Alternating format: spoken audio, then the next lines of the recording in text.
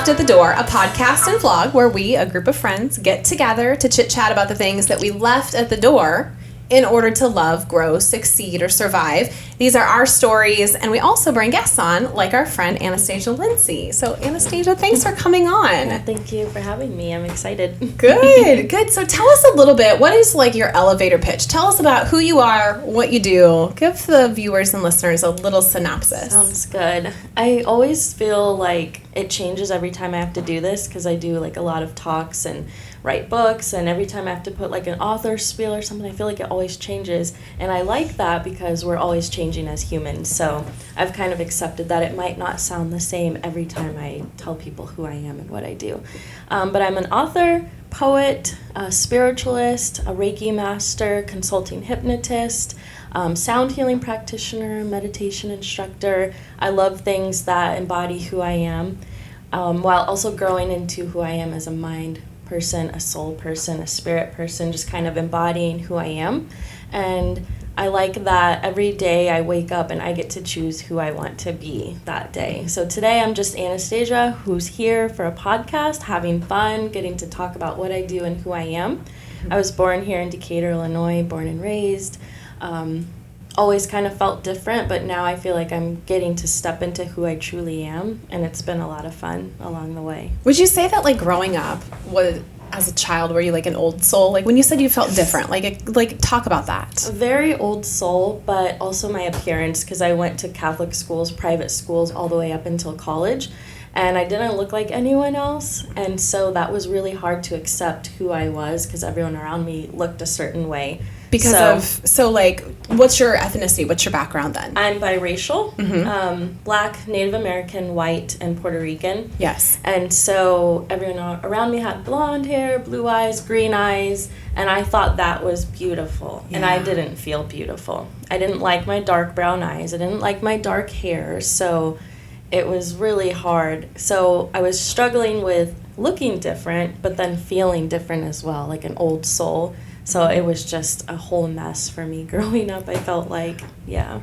So when do you feel like you actually is it still a journey of self-love for you? Most definitely. Yeah, it is. But it's like we never really get to that destination. It's never, I don't really feel like that is a destination that we can achieve, you know? And maybe that's with evolving or being around different people and things change and whatnot. But I'm just like, I don't know. I just don't think you wake up one day and you're like, yes, I totally love myself. Yeah, I feel like it also fluctuates too. I feel different every single day, and you know, it's just hard to accept yourself some days, and other days you're like, damn, I'm a bad bitch. But, you know, it's just a journey. It's never a destination, it's just a journey. Yeah. I think it's good to say that too, so that people don't get discouraged when they do wake up and they feel amazing, and then the next day they're like, well, I don't feel amazing today.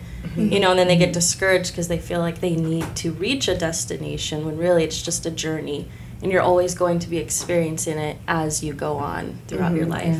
Yeah. I want to know, because I feel like we're in a lot of the same boat, like the Catholicism, the spiritual side of things. Yeah.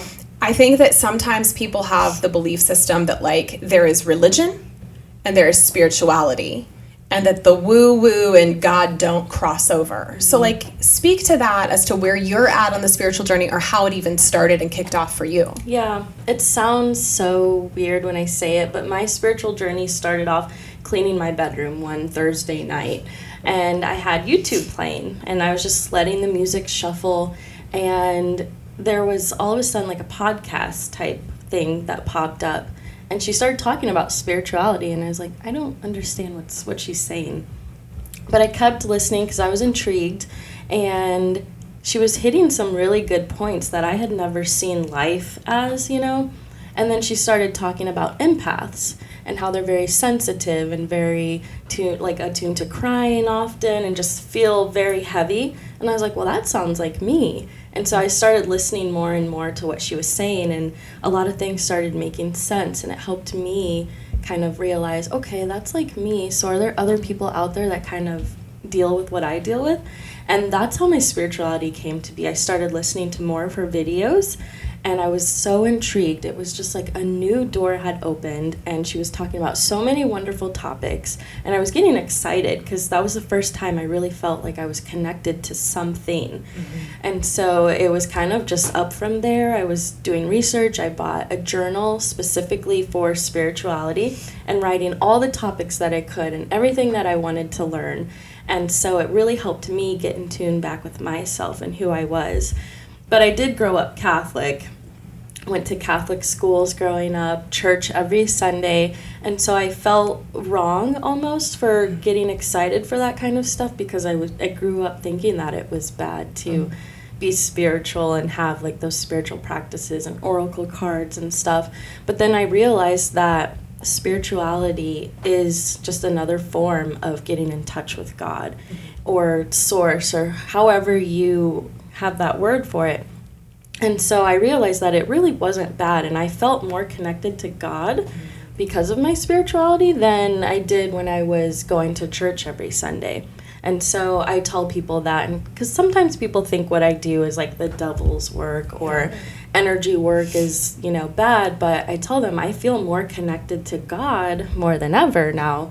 And so that's kind of helped me gap that bridge between should I be spiritual or should I just stay Catholic and just not worry about what people think or say. So for me, that's kind of helped me. And when people ask what I do, I'm like, I just work with God. Everything I do is because of God, and all of the energy and the source that I have to help people is through God. So it kind of helps them realize like, okay, it's not bad. Right. She's not doing evil work or anything. Right. So, yeah. It's just you getting closer to him in your way. Yes.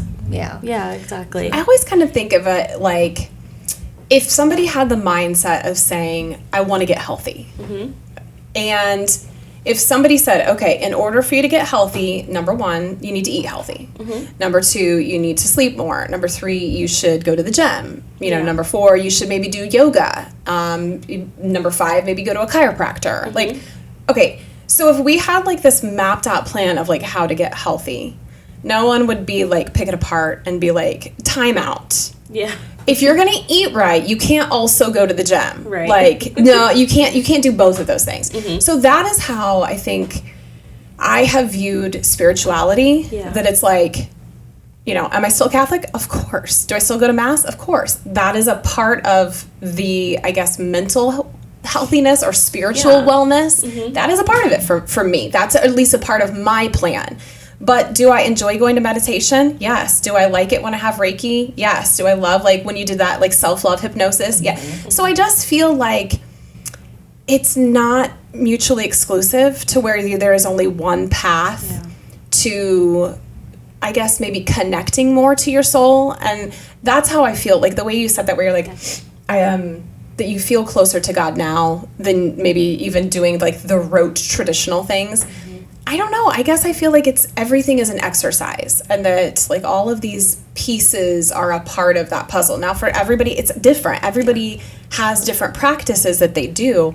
But I guess the older that I get, the more I realize that it's not just like one and only one thing, Yeah, I agree. Like I'll still go to Mass too, and it's just another way I talk to God. And I'll do meditation. That's another form of communication to God. So it's like I still do all of that. I still go to Mass, and then I'll meditate, or I'll go to church, and then I'll have a Reiki client the same day. Like it's just another form of communication. Yeah. I'm in that awkward middle ground where I don't believe in like all of that. However, I do believe that everybody experiences God differently and everybody learns differently. So I don't experience God by going to Mass, but I do go to a very like contemporary church where it's full production, like full band. You wouldn't expect, it's not the typical church.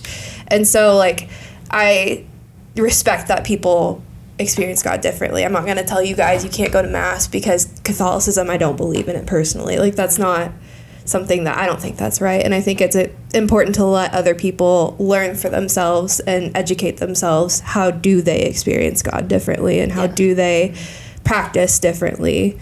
I think it's not all one box fits all. Right. Yeah. Yeah. I mean, it's even almost like music preferences. It's like all music is good, there's just some of it, like some people love classical and other people are like, I cannot stand a violin. Like, I don't want to hear it. And then there's others that are like, I only listen to country. And I'm well, that's the one thing. Tyler Childers and Casey Musgraves are the only good country artists. You cannot change my mind. I'm sorry if you listen to country. That is the box that you are going to create. And I don't understand why it exists. So I just think about that where it's like, I just feel like it's preferences. And it's like, I would never, ever, like, tell somebody that, like I'll just say, like, the country music thing. I would never be like, oh my God, you're so dumb for only listening to country music, you know? Yeah. Like, expand your world. Like, so I think about that from the judgmental side of things when it comes to spirituality, that it's like, think about all the things that people have preferences for and it's socially acceptable. But when it comes to spirituality, it's like, well, hold on, you know?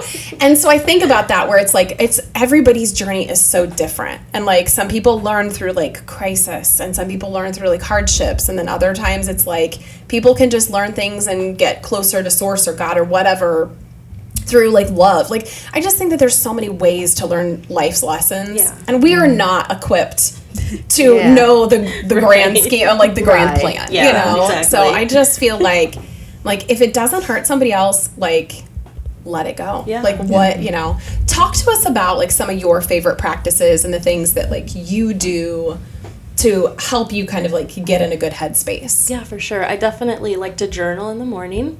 And I ran across this post that said, before your feet hit the ground in the morning, just say thank you 3 times. So it's little things like that, because a lot of people are like, well, I wake up and I have to feed my children, or I have to get them ready for school, so I don't have time to journal. You can just say thank you 3 times before your feet hit the ground. And that's something small and simple that expresses your gratitude, and then you're already vibrating at the gratitude frequency. So I like to do that. I like to journal in the morning, because sometimes we wake up and the first thing we do is like, I have to do this, or I have this going on, or maybe you're upset still about what somebody said to you the following day. So you just journal that out, write it all out, and then you have a clear mind to just go make your coffee or get your children ready. That's a good tip, because I will say sometimes people will be like, I have this journal, don't use it, don't know what I'm even supposed to write. And I think they have this misconception that it's like, dear diary. You know? like when you were like 12 years old, right? You're like professing your love to your high school crush or your junior high crush or whatever. Yeah, you know? It can be very simple, and it doesn't have to make sense. You don't have to spell anything right. Just write it all out. Write what you're feeling. Write what you have going on for the day. Maybe you have 1,000 things to do. Just write, I have 1,000 things to do today, and I'm going to go crazy, but it's okay. I'm going to have a good day. And then there's your journal entry. You've got it out of your mind and onto paper. So it's like then it doesn't consume you as much. Yeah, exactly. And you're a poet, so tell us a little bit about that. When did it started? When did you realize, I wanted to start being a poet? So it started in grade school, and I had an English teacher, Mrs. Murray, and she was our English teacher, but half of the class was poetry, just write a poem. And so I wrote a poem, and after class, she was like, this is actually really good. I didn't know at the time. I just was like, okay. And she framed it and everything, and it kind of like, how old were you? 5th grade, 4th grade, And that's such like impressionable years. Yes, when things really click for you, and someone like admires something you do, like that sticks in your brain. You're like, oh, she really liked it. I really wrote a good poem. And so we started working together, writing more poems, or I'd write a poem at home and bring them to her the next day, and I felt like I wanted to write a poem about everything. So and I didn't know that I was going to grow up to be a poet. I just knew I liked to write poetry, and my teacher thought that it was really good. And then I went to high school, and I had another English teacher, Mr. Spine, and he actually helped me, like, after class, we would sit down and read poetry. He's like, just read this poetry, and I'll help you, like, with pronunciation and where to take breaks and the purpose of commas in poetry and stuff. So I really felt like I started to develop then. And then I wrote a book in college and got that published as well. So I just felt like that was always a part of me, but it took certain people in my life to kind of help me, see that side of me that I didn't know I had. So That's awesome. Do you ever see either of those teachers? Like, do they know the impact that they had on you? Every time I see them, I do tell them. So I don't see them as often, and I would like to, just so they could see everything that I've done because of them, the books, and I'm working on another book as well. So I just want them to see that, you know, I still talk about them till this day, like, and I probably will when I'm 80, you know. It's that kind of, it gives me goosebumps, because I think that, like, even like that 5th grade, like that's a really, junior high is tough. Like kids get really mean.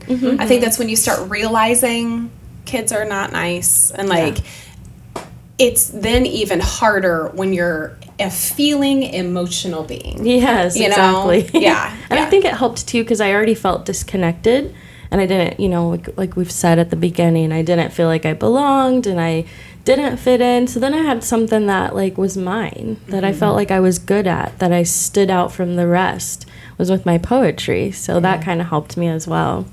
Yeah. What other practices do you do? So the writing, the poetry, that's a big part of your life. What other things do you really like get a lot of enjoyment from? I give myself Reiki. Like the other night, I was feeling kind of nauseous. It just, I don't know, maybe a busy day, or we just randomly get headaches. It was just a random phase of nausea, and I just was giving myself Reiki, and it went away, and I felt good. So whenever I'm nervous, excited, because I tend to just be like a nervous person, even if I'm excited, feeling sick or have a headache, I'll just give myself Reiki, and it'll just calm me down. My headaches will go away. My nausea will go away. I also like to take walks barefoot, even when it's cold outside. Not very long, but when it's cold outside, and I just feel this rush of energy just flowing through me, especially after a long day at work, when it's so easy to just jump on the couch and get under a warm blanket. I will just walk my driveway back and forth and then go in, and I feel really refreshed in that moment. So... Okay, so go back to the Reiki. For viewers and listeners who don't know what Reiki is, talk about that. Yes. Okay. Reiki is universal life energy. When I give Reiki to myself or others, it's not something that I can conjure up myself. I'm just a channeler, so I channel it from God.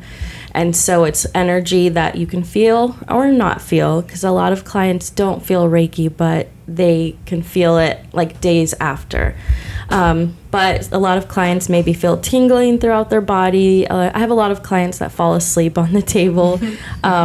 It just offers that sense of peace all over, and it's just energy that I channel. It's not something that I'm just this like mystical person who has all this power inside. It's just channeled energy, life energy, energy from God.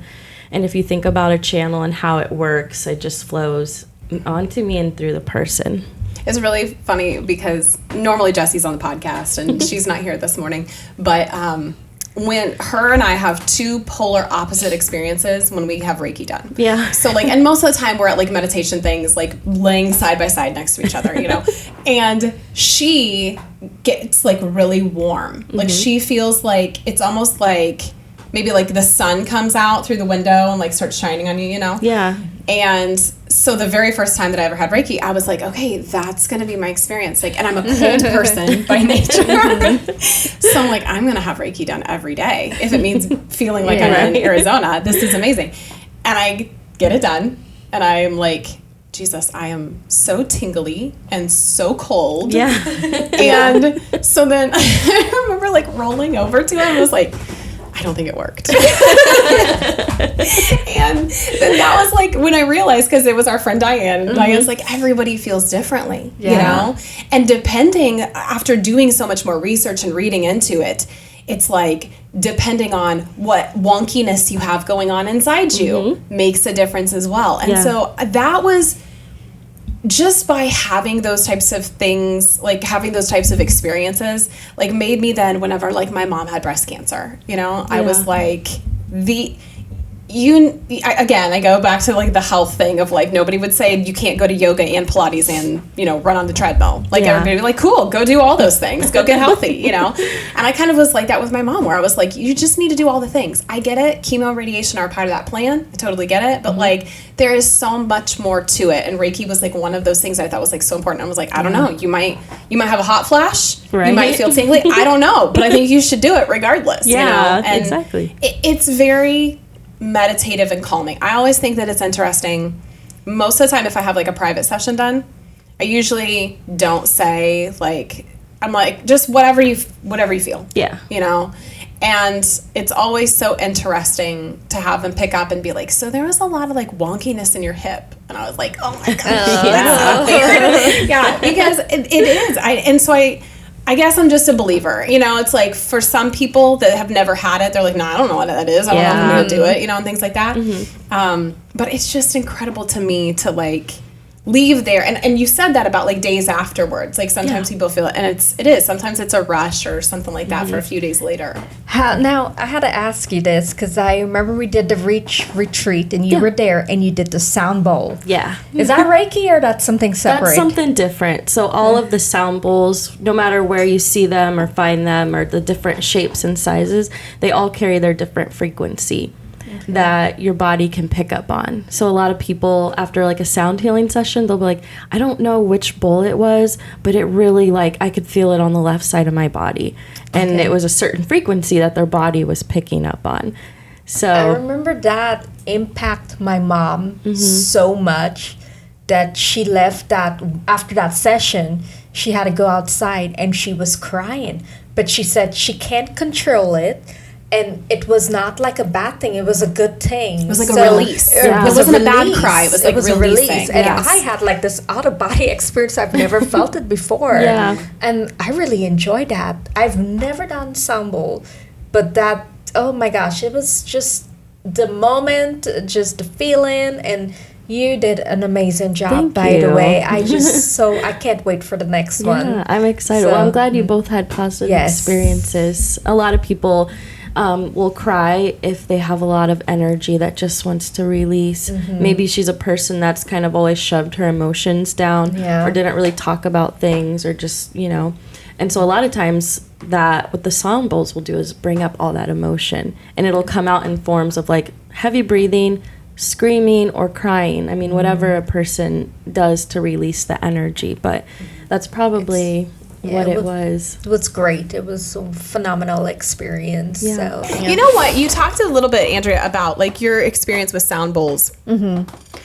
And I guess even like, obviously, it's not really HIPAA, but we're going to call it HIPAA. You don't have to talk about it. Like, so Cassie said, blah, blah, blah. But like, what is kind of the feedback? Because you got the feedback like from Andrea and whatnot. But what is like the feedback that you get from people when it comes to like the types of healing services you do? With the Reiki, a lot of people come with depression and anxiety, trouble sleeping. So they'll come to me like the next session afterwards and they'll tell me, I slept amazing.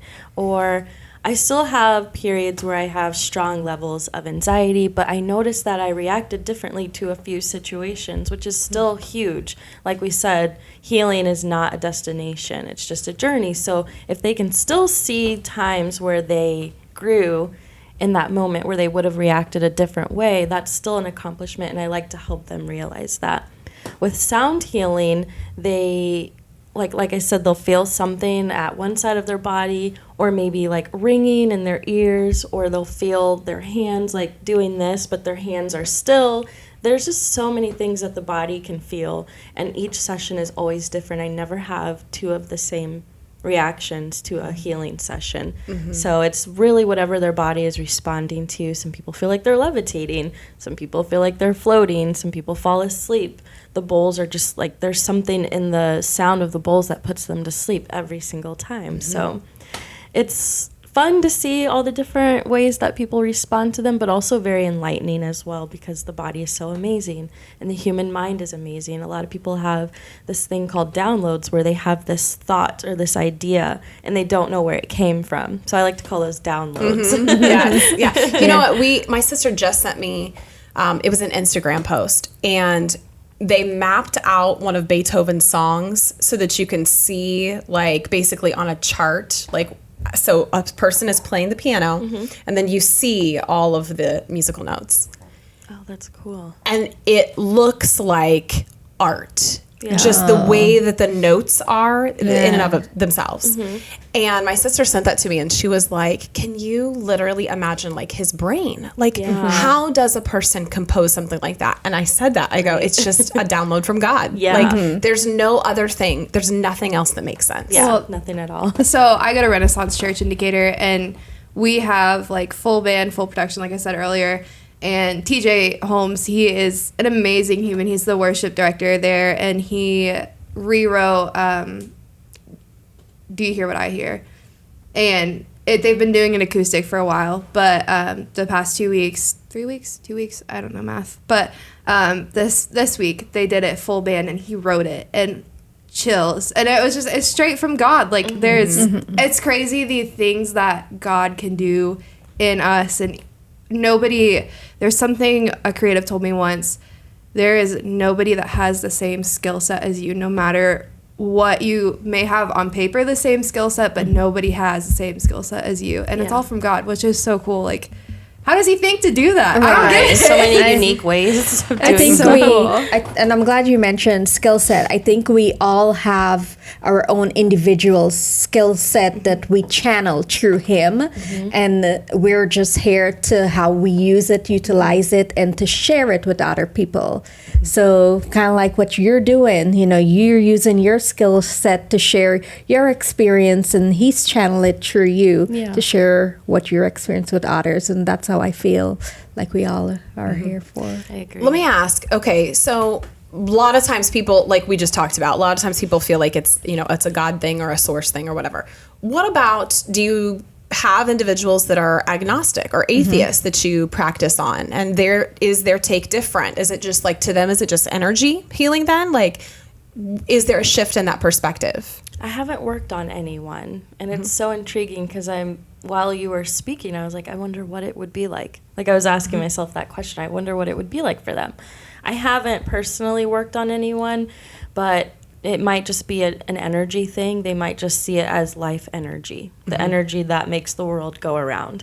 So it might be something like that, where they might experience the same thing, but they're visualizing energy just coming from life itself instead of God, if they don't believe. Yes. So they're more on the atoms and the molecular level of it all. Yeah, very scientific and yeah. Okay, I also want to know, because I have friends that have done like art of massage therapists and things like that, and they talk about how draining it is, like not just physically but emotionally. Like this has to be draining for you. How do you recharge? What does that feel like for you? So I always do a protection prayer before every session, just kind of protecting my energy as well. I don't actually get drained from doing Reiki or any healing work. I do get drained if I have a day full of clients, just like a normal work day where you're like, okay, I had a long day, I'm exhausted, but I don't actually get tired from doing energy healing work because I always do a protection prayer before, just protecting my energy, keeping myself in balance, making sure that my guides and my ancestors and God are present, just keeping me intact and in balance. But I don't actually get tired from doing it. I love doing it, and it actually gives me energy. I feel really great after I give Reiki, even if it was an emotional session, because I have that layer of protection around me. I've created my boundary, and so I actually get I feel very alive after a session, just because the energy really is there and it's present, and I put that layer of protection around me to where I won't actually allow myself to get tired. And I kind of know my limit, because I'm still a human being, that, okay, maybe after so many clients, I'll be done for the day, just to kind of relax. But yeah, it's kind of something I put in practice so that I don't allow myself to get tired. If I do feel tired, then I feel like I'm not giving my client the best. So I do it for myself and them as well, because I want every person that comes through my door to get the best healing experience. And so I do that. I put that layer of protection on me just for myself and them as well. Yeah, that's a really good tip. Okay, so what about, what does the future hold for you? When you think about all the skills that you've tapped into and now the different therapies that you work with, what is your goals? What is your thoughts on moving forward into this next year? I always have these thoughts, and I feel like it changes as well, but I could just see myself owning my own studio and having my books on the wall for sale, still doing my healing work, and just having a place that people can come and be themselves, whether it's hosting open mic nights or having people come for energy healing nights, just having a place that's my own, where if I want to do poetry, I can do poetry. And if I want to do healing work, I can do healing work. And maybe if I have kids one day, that's somewhere that they can come and bring their friends and have fun. Like just a place that we can call our own, where I'm allowed to do everything that I do all in one building. Because I mean, I feel like 10 years from now, I might find something else that I like to do too. And I want to be able to have a space to do that. But most importantly, everything that I do, I want to share with others. So I feel like no matter what happens after this, like I'll still want to help people. Yeah. I'll still help people accomplish their goals and make those positive, lasting changes in their life. So I don't really want to put a title on what I want to do. I just want to be that person that people come to when they're down or needing help or energy work, or if they just want a night full of poetry. Like, I don't know if that really answers the question, but okay. Yeah. Because I feel like it doesn't really make sense all the way yet, but I know I just want that. Yeah. That's what I want to do. Yes. Oh, exactly. Well, Sarah's opening a coffee shop. That's her dream. So then there needs to be open mic night. Yeah. So all these connections. Yeah. I don't know if it'll actually come to fruition, but there's the old firehouse on, I don't know what street it's on, but it's over by Fairview Park. It's old fire station 3 in Decatur, and they're looking for a buyer. So we went and toured it the other day, and maybe it'll happen. As of right now, we're recording in December, and I find out soon their answer. So we'll see. But it is cool to think about connections that like everybody like has these pieces where it's like, we talk about this all the time with Prairie Commons Business Collective, where we always say community over competition. Because, I mean, in any industry, of course, like I just think to myself, for me, there's multiple marketing firms in this region. Of course there is. Of course there's multiple, coffee shops. There's people that are making t-shirts and candles. There's people that are doing wellness practices. Yeah. But I just think at the end of the day, you start building up this community of people. And I think it's like anything. It's like, I do believe in the whole, if you build it, they will come. Yeah.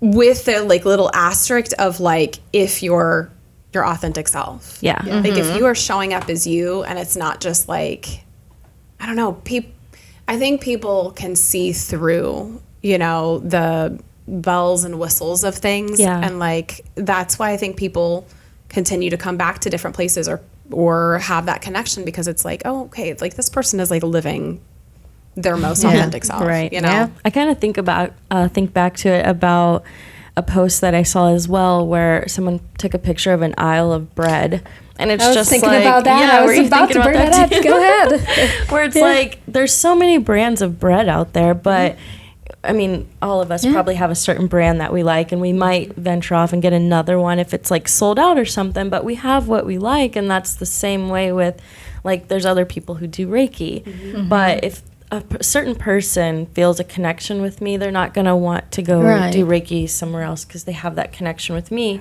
And same with the other Reiki person. Like, they have their own people. So I feel like there's room for everybody. And if I were the only person to do Reiki and sound healing, I probably would be exhausted no matter how many prayers I said. I think it goes back to that one thing that the creative told me is nobody is you. Nobody has the experience and the skill set. You are you no matter what. And even though, like, for me, I couldn't even tell you how many photographers there are in this area, but nobody has my editing style. And somebody might have something similar, but nobody has my business, and that's important. And everybody has their different tastes and their different styles and stuff and what they prefer. So somebody who wants something that's like bright and airy is going to go to that photographer, and I can't get offended over that. And I think that's why it's so important to believe in community over competition. Yeah. And it's like, it's the one thing is like, we all, like, I do t-shirt. There's tons of people do t-shirt.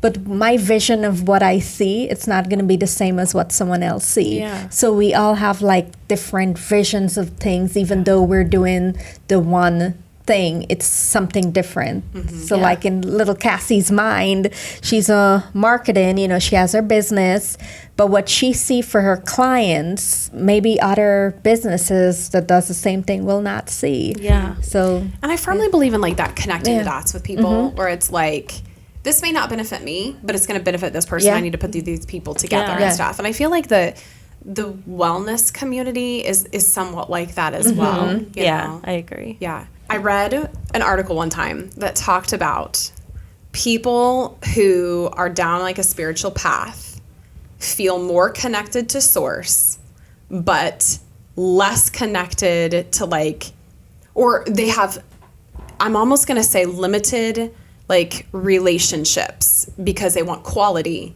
over quantity. Yeah. So when it comes to like the dating world and things like that, and you have a partner, yes, what is that like? What's that support system like with him? And how do you feel like that helps or supports like where you're at on your journey? Okay. Can I share how we met? Because I feel like it kind of helps answer Tell us the background. Yes. Okay. So it was the same lady who I found on YouTube. She had a Facebook group. Do you remember who that was? Like, what's her name? Leor Alexandra. Okay, we'll have to put the link up so that way then people can do that. Okay, great. So she had a Facebook page, and I joined it.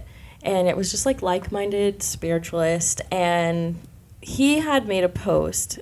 Keep in mind, we didn't know each other. He lived states away at the time. And he made a post, and he was looking for advice. And I don't really feel like I'm the best at advice because I feel like everyone's experience is different. So I kind of just come to that person with support, not really advice. So I don't really answer advice columns or anything, but I felt really called to answer his. Like I felt like I had the answer for him, which was really weird. So I did that, and he ended up doing the advice that I gave him, and it was exactly what he needed. The situation panned out perfectly, and so that was kind of it. He thanked me, and we went about our separate ways. And then like a few months later passed, and I thought about him randomly. I'm like, I wonder if his situation is still going okay. So I sent him a message, and he thought it was the coolest thing ever that someone he didn't know remembered him months later in his situation, that they even cared enough to message him. And so we just formed a friendship from there. So we talked on the phone, and we would share things, and it was cool because he was obviously in the group because he was starting to get in touch with his spiritual side. So we were talking about things, sharing things, and then it just led to, okay, where do we want to go from here? Because obviously we both like each other. We've been talking every day for a year, and we never missed a day. Like it was literally something that we just wanted to do. So we're like, okay, he lived in Arizona at the time, and I'm here in Illinois, so it's like, what are we going to do? You know, like, what's our goal here? And so we decided to get in a relationship, try the long-distance thing, and then go from there. One of us would make the move eventually. So he came here, and it's literally been very amazing because he gets me from a spiritual side, but also a human being side, somebody that wants to be successful, somebody that's still growing and evolving, and he comes to all my events whenever I'm stressed out or overwhelmed and I'm doing Reiki or a spiritual practice on my side. He'll just be right there praying with me, or sometimes I'll do Reiki and he'll go grab one of my singing bowls for me. So he's just very supportive, very spiritual. He always knows the right things to say, which has helped a lot because I feel like with my ex, I had an ex right as I was getting in the spiritual journey, and he didn't understand. So if we would have a disagreement or something, I would be like, okay, I'm okay. I would close my eyes. I'm like, I'm okay. And he would just question what I was doing. And I'm like, I'm just self-calming myself. And he just didn't get it.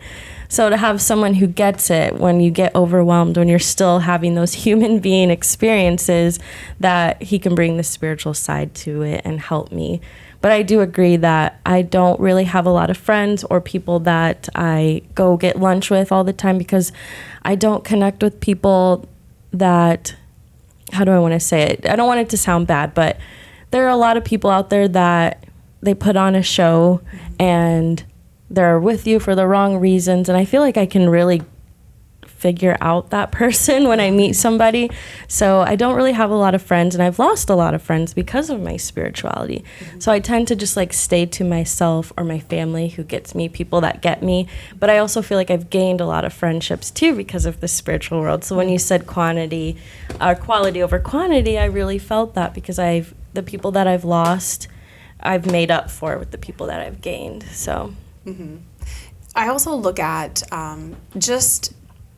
it's almost like once you meet one person kind of in that community, then all of a sudden it grows and they introduce you to somebody else and things like that. And I feel that way even like with my own life. Like, my friend Kabeji connected me to Sarah, and then like Sarah's world exploded and was like, here's all these people. And then it's like, once you have like a connection, I feel like then those people kind of like you can trust in them and be like, okay, I know that you get me, So whoever is your people, like, will get me. You know what I mean? We get each other because we have the same nose. We have the same nose.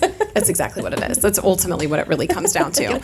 You know, but I do think it's where a lot of people struggle with that when it comes to the dating world or marriages and whatnot, because the commonality is not there, or there's like teasing about it. And that goes for anything, you know? There's people that are not supportive of their spouse or their partner going to the gym. There's people that are not supportive or, you know, a cheerleader when their person has a dream and they want to become successful, or they want to do an endeavor or something like that. I mean, I think it's with anything, or religion. Like, well, I'm not this religion, so I don't really get it. Right. And that's difficult. And that puts like a massive strain on, I don't know, maybe on who you are as a human being. Yeah, you know? it does. Yeah. You can just feel that. Sorry. That's okay. I feel like you can just feel that hostility too, even when it's like not being talked about. Like I was seeing a guy and he just doesn't really think about those things, and I'm very like my faith is my most important thing in my life, and we were talking about that and he was like, I don't know, I just don't really think about it. And so like I felt like I couldn't talk to him about those things, and I was like, I don't know if I want that in a relationship. Want that for the rest of your life. Yeah, Exactly. which is okay for some people. If you don't want to talk about it, then that's great, you know, and that's your thing. But I'm an empath, and I'm an Enneagram Type 4, and I don't shut up about things that I love. So, Or the things you feel. the things Yeah. I feel. Oh my gosh, yeah. So I think it's important. As somebody, I think we're all empaths here. We need that. We need to talk about those things. Definitely. May your day be filled with giggles. The place to come for cards and gifts. Personalized just for you. Come and try our tasty treats. They will leave you giggling too. Oh, the brightest spot on Merchant Street will leave you happy and complete. May your day be filled with giggles.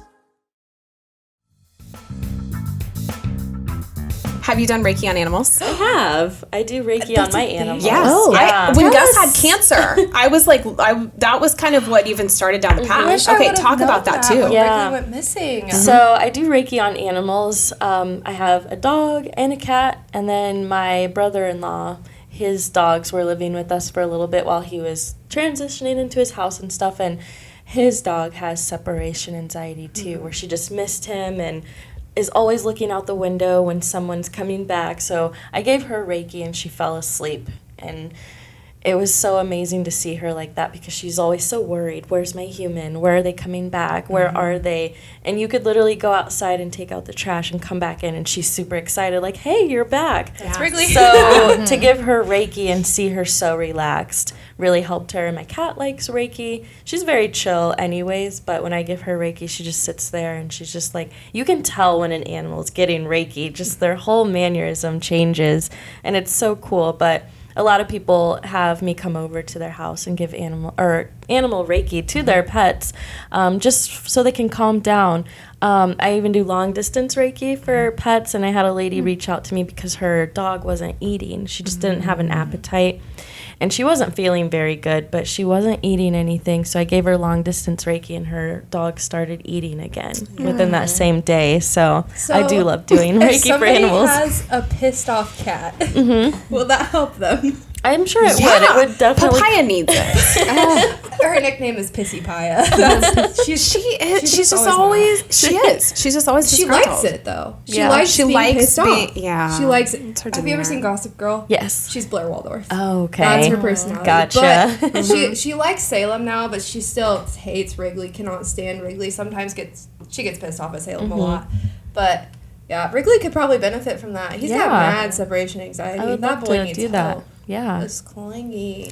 I just love that there is so many different things that you can do from a healing perspective. Yeah. If somebody wants to get in contact with you, and it's not distance Reiki, or it's not distance, where are you at? What are you doing? How do they get a hold of you? So I am located downtown Decatur in the Decatur Professional Building, Suite 180. It's actually Meraki Spa and Boutique.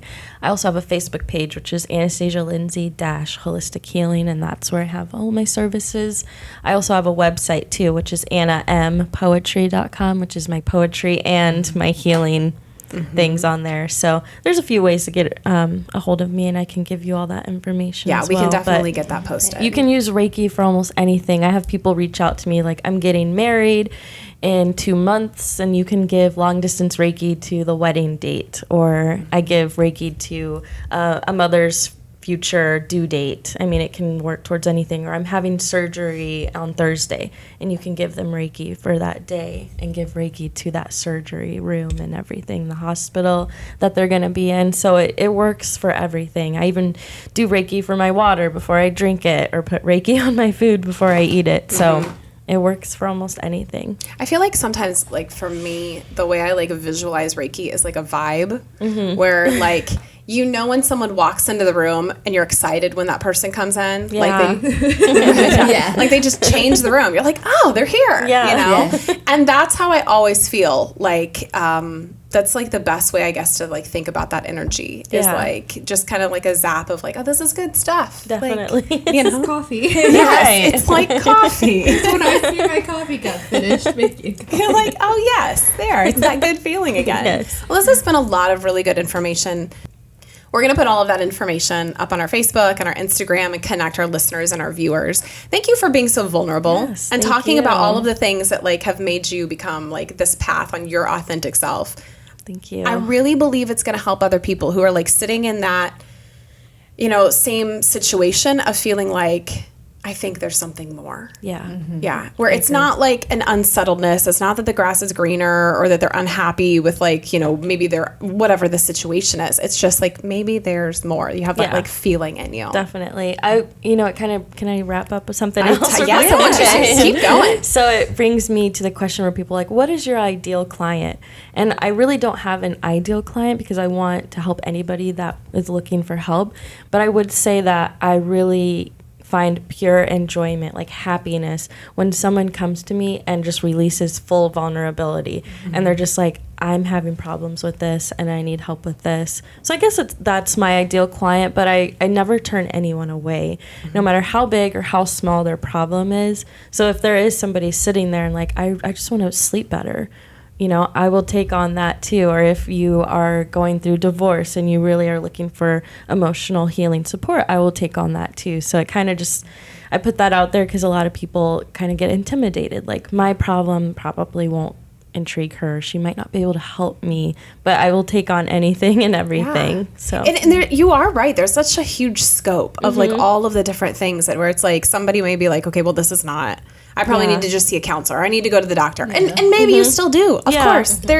I think that you can do combinations of things. I agree. I tell people, because they'll come to me with physical health problems as well, and I say keep seeing your doctor as well. And I say that for obvious reasons, but also they can see, like some people need evidence, they need proof, but they'll see like their milligrams changed in the dosage of medicine that they were having to take, or maybe they had to stop taking it completely. They didn't need it anymore. So their doctor can confirm things for them too. And so they like to see that change as well. Like, okay, I don't have to take 100 milligrams anymore. It's down to 20 now. And that's just my new thing. So it really does help anything and everybody. I really love all the details. Yeah, thank you. And I think if somebody is interested, I mean, even just going into, even if you're kind of like, oh, I don't really know. I mean, that's how I was. Like the first session I did, I was like, I don't know what to expect. I have no idea. But I think that's when you like kind of start. For me, anything like this starts with that curiosity. Yeah, I agree. Well, I have a question on my form that people fill out. Would you like continual sessions? And most people circle not sure. And then they turn into reoccurring clients. So that's okay too. I don't get discouraged if they're not sure. Like, I don't know if this is something I want to keep doing.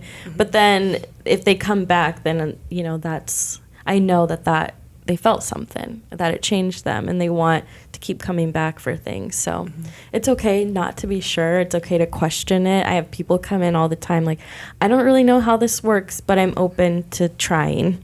And that's all I ask for, is just have an open mind to trying it. Yes. Yeah. This is great information. Thank you. Thanks for talking to us about all you. of the services and all of the healing that you put out there. Thank you. I appreciate it. It's been fun. Good. And we have another Reach Retreat coming up, which Anastasia's going to have to be at. So she was at our first one. That was amazing. Everybody rave review. Because you did multiple things. You did the hypnosis. You did the sound bowls. So yeah. I'm glad. Yeah, that makes me happy. That's awesome. All right. Well, this has been another episode of Left at the Door.